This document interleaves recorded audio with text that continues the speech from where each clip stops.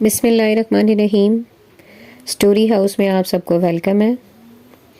اگر آپ لوگ میرے چینل پہ نیو ہیں تو سب سے پہلے میرے چینل کو سبسکرائب کر لیجئے اور بیل آئیکن کو لازمی پریس کیجئے تاکہ تمام آنے والی سٹوریز کی نوٹیفیکیشن آپ کو بر وقت موصول ہوتے رہیں۔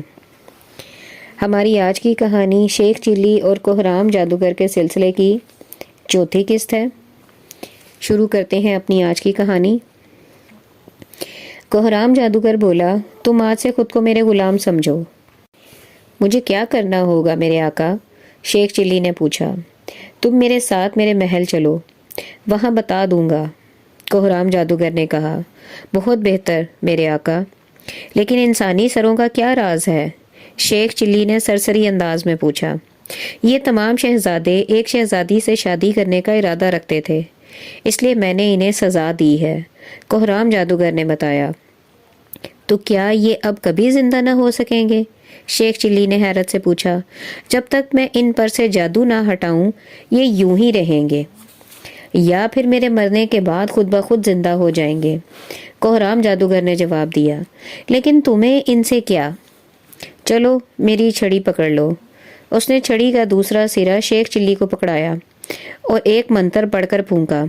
فوراً ہی ان کے گرد ایک بادل سا بن گیا اور ان کے جسم فضا میں بلند ہونے لگے۔ وہ بادل میں گھرے ہوئے اڑنے لگے تھے۔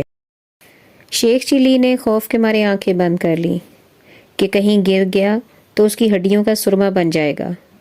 اڑتے اڑتے وہ ایک محل میں جا اترے اور بادل غائب ہو گیا۔ شیخ چلی نے آنکھیں کھول کر دیکھا، محل بہت خوبصورت تھا، لیکن اسی لمحے شیخ چلی کی نظر ایک انسانی جسم کے ڈھانچے پر پڑی اور وہ خوفزدہ ہو گیا۔ انسانی ڈھانچہ زندہ انسانوں کی مانند محل کے برآمدے میں ٹہل رہا تھا۔ آؤ، کوہرام جادوگر نے اس سے کہا، کمرے میں چلتے ہیں۔ لیکن وہ ڈھانچہ، شیخ چلی نے خوفزدہ لہجے میں کہا، وہ طلسمی ڈھانچہ ہے، تمہیں کچھ نہیں کہے گا، جادوگر نے مسکرا کر کہا۔ کیوں نہیں کہے گا؟ کیا وہ میرا باپ لگتا ہے؟ شیخ چلی نے منہ بنا کر کہا۔ گھبراؤ مت، کہہ جو دیا، کوہرام جادوگر نے سخت لہجے میں کہا۔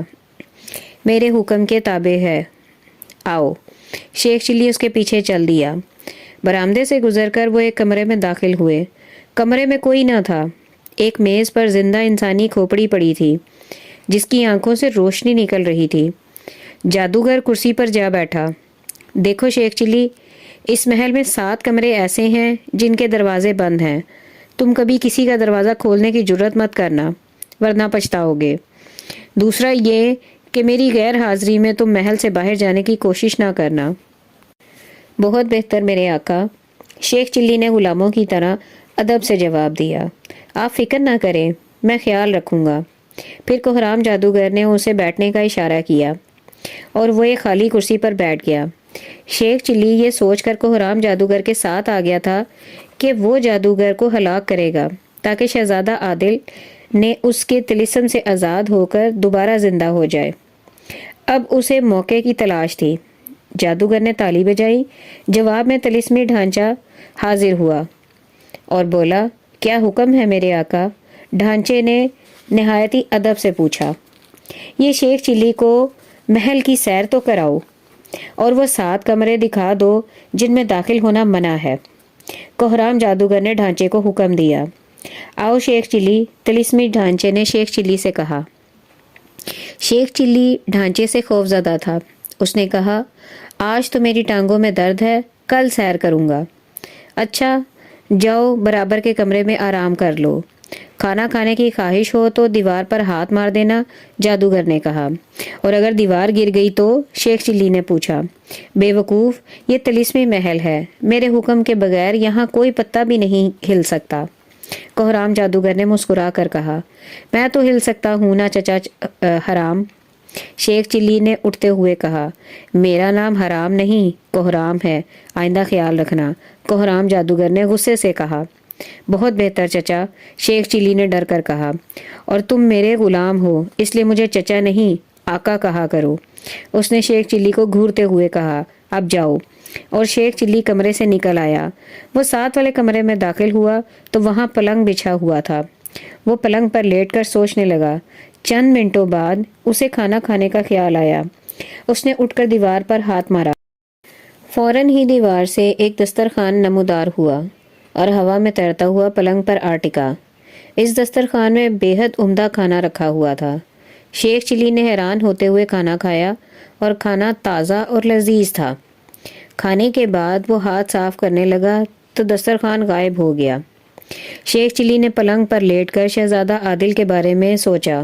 سوچتے سوچتے اسے نیند آ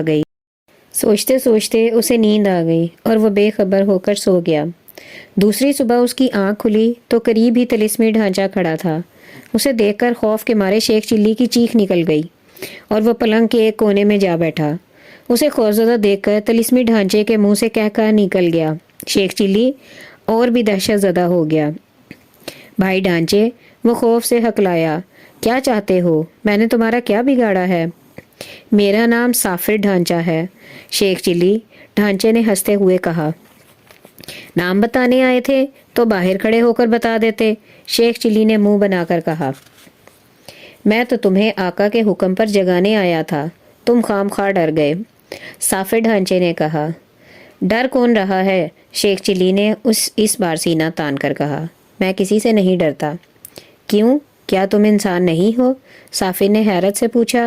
اس لیے کہ میں اب تک تم جیسے سینکڑوں ڈھانچے ہلاک کر چکا ہوں، شیخ چلی نے کہا۔ تم کس باغ کی مولی ہو؟ مولیاں باغوں میں نہیں، کھیتوں میں ہوتی ہیں، ڈھانچے نے ہنس کر کہا۔ ہوتی ہوں گی، ہمارے ملک میں پتھروں سے نکلتی ہیں، شیخ چلی نے لاپرواہی سے کہا۔ لیکن تم مجھے کیوں جگانے آئے ہو؟ میرے ساتھ چلو، سافر ڈھانچے نے کہا۔ دیکھو بھائی کافر، میں تمہارے ساتھ نہیں چل سکتا، شیخ چلی بولا۔ میرا نام کافر نہیں، سافر ہے، ڈھانچے نے ہنس کر کہا۔ اور تمہیں آقا نے طلب کیا ہے؟ کیوں؟ ابھی تو میں نے ناشتہ بھی نہیں کیا، شیخ چلی نے چونکتے ہوئے کہا۔ شیخ چلی، تم آقا کے غلام ہو اور آقا کے حکم کی تعمیل کرنا تمہارا فرض ہے، ڈھانچے نے سخت لہجے میں کہا۔ میں جا رہا ہوں، یہ کہہ کر وہ پلٹا اور کمرے سے نکل گیا۔ شیخ چلی نے اطمینان کا سانس لیا اور اٹھ کر چل دیا۔ کوہرام جادوگر اپنے کمرے میں شیخ چلی کا انتظار کر رہا تھا۔ شیخ چلی کمرے میں داخل ہوا تو اس نے غصے سے شیخ چلی کو گھورا۔ شیخ چلی، آنے میں اتنی دیر کیوں کر دی؟ وہ غرایا۔ معاف کر دیں آقا، آئندہ آنے میں نہیں، جانے میں دیر کروں گا، شیخ چلی نے بوکھلا کر کہا۔ بکواس مت کرو، جادوگر بولا۔ اسے اٹھا کر اپنے کمرے میں لے جاؤ، اس نے کھوپڑی کی طرف اشارہ کیا۔ شیخ چلی نے کھوپڑی کی طرف دیکھا، یکدم سہم گیا۔ میرے آقا، کھوپڑی سے مجھے ڈر لگتا ہے، اس نے خوفزدہ لہجے میں کہا۔ نہیں، بے ضرر ہے، اسے اپنے کمرے میں لے جاؤ، جادوگر نے سخت لہجے میں کہا۔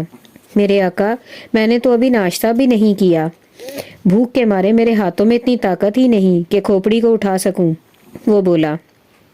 شیخ چلی، تم میری حکم عدولی کر رہے ہو، کمبخت، کوہرام جادوگر دھاڑا، اور شیخ چلی نے جلدی سے آگے بڑھ کر انسانی کھوپڑی اٹھا لی، لیکن خوف سے اس کے ہاتھ پاؤں کانپ رہے تھے۔ وہ وہاں سے نکل کر اپنے کمرے میں آیا اور کھوپڑی کو پلنگ پر پھینک دیا۔ پلنگ پر گرتے ہی کھوپڑی کے گرد دھواں سا پھیل گیا۔ شیخ چلی حیرت سے دھواں دیکھنے لگا۔ پھر 1 منٹ بعد دھواں ختم ہوا تو کھوپڑی غائب تھی اور وہاں ایک آدمی لیٹا ہوا تھا۔ اسے دیکھ کر خوف کے مارے شیخ چلی کی چیخ نکل گئی، کیونکہ اس آدمی کا چہرہ بہت بھیانک تھا۔ وہ آدمی اٹھ بیٹھا اور حیرت سے ادھر ادھر دیکھنے لگا، نہ جانے اسے کس چیز کی تلاش تھی۔ میں کہاں ہوں؟ اس آدمی نے شیخ چلی سے پوچھا۔ جہاں میں ہوں، اس نے احمقانہ لہجے میں بتایا۔ اور تم کون ہو؟ اس شخص نے پوچھا۔ میں شیخ چلی ہوں، شیخ چلی بولا۔ لیکن تم کون ہو؟ میں طوطا جادوگر کی روح ہوں، اس آدمی نے بتایا۔ کیا روح؟ شیخ چلی خوف سے ہکلایا۔ ہاں، میں تو گزشتہ سال مر گیا تھا، اب نہ جانے میری روح کو کس نے طلب کیا ہے، طوطا جادوگر نے کہا۔ اسی لمحے طلسمی ڈھانچہ کمرے میں داخل ہوا۔ اس نے طوطا جادوگر سے کہا، طوطا جادوگر، تمہیں آقا نے بلایا ہے، جلدی آؤ۔ تمہارا آقا کون ہے؟ طوطا جادوگر نے پوچھا۔ کوہرام جادوگر، جس سے ساری دنیا لرزتی ہے، ڈھانچے نے جواب دیا۔ اب تم اس کے غلام ہو۔ طوطا جادوگر اٹھا اور ڈھانچے کے ساتھ کمرے سے نکل گیا۔ ان کے جانے کے 1-2 لمحوں بعد شیخ چلی بھی اٹھا اور باہر نکل آیا۔ باہر آ کر وہ کوہرام جادوگر کے کمرے کے دروازے پر پہنچا اور دیوار سے لگ کر اندر جھانکنے لگا۔ اندر طوطا جادوگر کوہرام جادوگر کے سامنے سر جھکائے کھڑا تھا اور کوہرام جادوگر اس سے کہہ رہا تھا، طوطا جادوگر، میں نے تمہیں 1 سال بعد اس لیے زندہ کیا ہے کہ میں ایک ضروری کام سے مصر جا رہا ہوں، جہاں میرا بھائی مصری جادوگر رہتا ہے۔ میرے بعد تم محل کی حفاظت کرنا، روزانہ میرے طلسمی باغ میں جانا اور جو کوئی شخص تمہیں وہاں نظر آئے اسے گرفتار کر کے محل کے قید خانے میں بند کر دینا۔ میں واپس آ کر اس کی زندگی کا فیصلہ کر دوں گا۔ بہت بہتر میرے آقا، طوطا جادوگر نے مودبانہ لہجے میں کہا۔ آپ واپس کب آئیں گے؟ 1 ہفتے بعد، اور وہاں محل کے تہہ خانے میں مت جانا، کوہرام جادوگر نے کہا۔ شیخ چلی کو بھی مت جانے دینا۔ شیخ چلی نے ان کی باتیں سنی تو وہ واپس اپنے کمرے میں آ کر پلنگ پر بیٹھ گیا اور سوچنے لگا کہ کوہرام جادوگر تہہ خانے کا کیا راز ہے، اس نے وہاں جانے سے کیوں منع کیا ہے۔ یہ تھی ہماری آج کی کہانی کی 4تھی قسط۔ امید کرتے ہیں آپ کو پسند آئے گی۔ مزید آگے کہانی کی ایک ساتھ سننے کے لیے ہمارے چینل سے جڑے رہیے۔ بیل آئیکن کو پریس کرنا مت بھولیے گا تاکہ آئندہ آنے والی تمام کہانیوں کے نوٹیفیکیشن بر وقت آپ کو موصول ہوتے رہیں۔ ہمیں اپنی دعاؤں میں یاد رکھیے گا۔ ملتے ہیں اگلی کہانی کے ساتھ، تب تک کے لیے اللہ حافظ۔